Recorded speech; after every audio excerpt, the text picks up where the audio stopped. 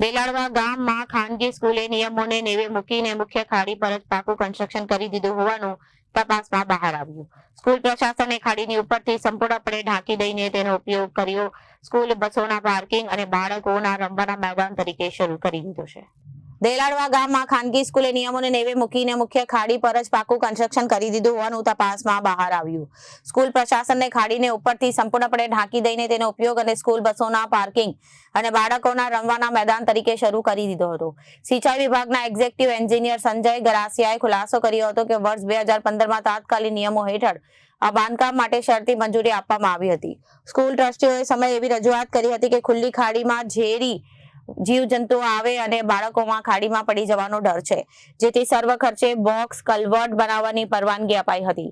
તંત્ર દ્વારા શૈક્ષણિક હેતુ અને વિદ્યાર્થીઓની સુરક્ષાને ધ્યાને રાખીને અંદાજે 120 મીટર લંબાઈમાં ખાડી પર કન્સ્ટ્રક્શન કરવાની મંજૂરી અપાઈ હતી.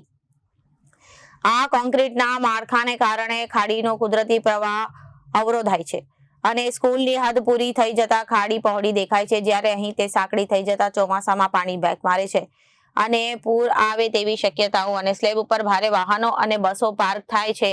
તેમજ રિસેસમાં બાળકો ત્યાં રમે છે તો ભવિષ્યમાં કોઈ ટેકનિકલ ખામી સર્જાય તો મોટી જાનહાનિ થઈ શકે છે. અને મંજૂરી આપતી વખતે શરત હતી કે પાણીના પ્રવાહમાં કોઈ અવરોધ ન આવવો જોઈએ, પરંતુ હાલમાં સ્થિતિ તદ્દન વિપરીત જોવા મળી રહી છે. પૂરના પાણી ભરાવાની ફરિયાદ બાદ ડેપ્યુટી એક્ઝિક્યુટિવ એન્જિનિયર સ્થળ પર મુલાકાત લીધી અને નિયમ અનુસાર બાંધકામ થયું છે તેની છાનબીન શરૂ કરાઈ. બાળકોની સુરક્ષા માટે માત્ર ફેન્સિંગ કરવાને બદલે આખી ખાડી બ્લોક કરવાની મંજૂરી આપનારા સિંચાઈ વિભાગ અને સુડા સામે હવે ગંભીર સવાલો ઊભા થયા છે. સર, આપનું નામ અને ડેઝિગ્નેશન? મારું નામ સંજય કે ગરાસિયા, કાર્યપાલક ઇજનેર, સુરત સિંચાઈ વિભાગ અને ડ્રેનેજ વિભાગ. સર, દેલાડવા ગામે એક સ્કૂલ દ્વારા ખાડી ઉપર પાર્કિંગ બનાવવામાં આવી છે. શું છે સમગ્ર મામલો? કઈ રીતે પરમિશન આપવામાં આવી? ડેલાડવા ગામે જે દીપદર્શન સ્કૂલ આવી છે ત્યાં સ્કૂલની બાજુમાંથી અમારી ડેલાડવા સબ ડ્રેન પસાર થાય છે, જે ડ્રેનેજ વિભાગની અંડરમાં આવે છે.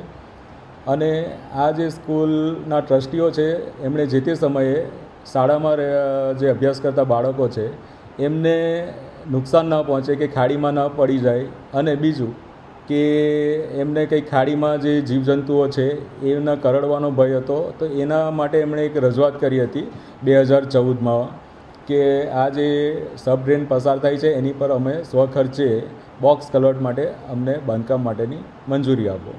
જે તે નિયમ અનુસાર, સરકારશ્રીના પ્રવર્તમાન નિયમ અનુસાર તે વખતે અત્રેથી અધિક્ષક ઇજનેરશ્રી સુરત સિંચાઈ વર્તુળમાં દરખાસ્ત રજૂ કરવામાં આવી હતી અને સુરત સિંચાઈ વર્તુળમાંથી સરકારના તે સમયના પ્રવર્તમાન નિયમોને ટાંકીને શરતી મંજૂરી આપવામાં આવી હતી. અને એમાં જણાવવામાં આવ્યું હતું કે આ પાણીનો પ્રવાહ અવરોધાય નહીં એ રીતે સ્વખર્ચે બાંધકામ કરવાનું રહેશે. આ વખતે જેટલું પાણી ભરાયું, શું લાગે છે આપને? પાણીને અવરોધ થયું છે ત્યાં? એટલે એના માટે અમારા તંત્ર દ્વારા ત્યાં સ્થળ તપાસ કરવામાં આવી છે અને હાલમાં આ ડ્રેનના કારણે કે આ બાંધકામના કારણે પાણી ભરાયું છે કે કેમ એની તપાસ કરવામાં આવી રહેલ છે.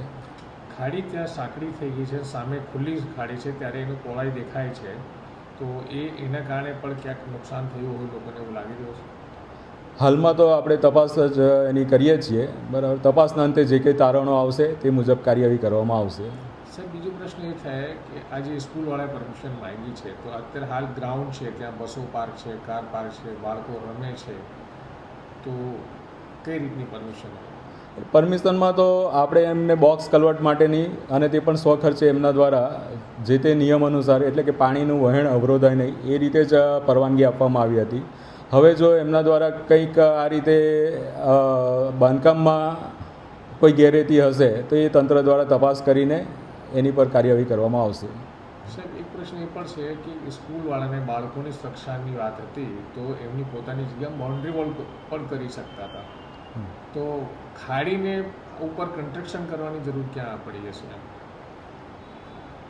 હવે એ પ્રશ્ન જે તે સમયનો છે કે જે સમયે એમને જે યોગ્ય લાગ્યું હોય તે પ્રમાણે સરકારશ્રીમાં રજૂઆત કરી હતી અને સરકારશ્રીમાં શિક્ષણ હેતુ માટે, શૈક્ષણિક હેતુ માટે જો આવી કોઈ જોગવાઈ હોય તો એના આધારે પરવાનગીઓ આપવામાં આવતી હતી અને તે પ્રમાણે આપી હતી. પરંતુ એમાં જો આ પાણીના પ્રવાહને અવરોધવાનું કંઈક ઘટના બની હોય તે બાબતે તપાસ કરીને આપણે નિર્ણય લઈશું.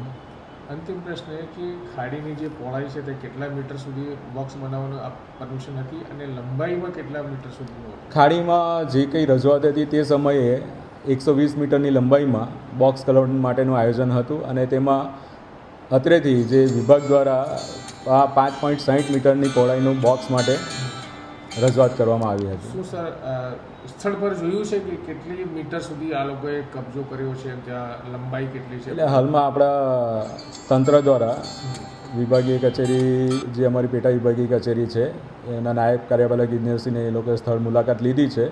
એમનો રિપોર્ટ આવે પછી આપણે એ બાબતે ચર્ચા અને નિર્ણય લઈશું. બ્યુરો રિપોર્ટ, જન આદેશ ન્યૂઝ.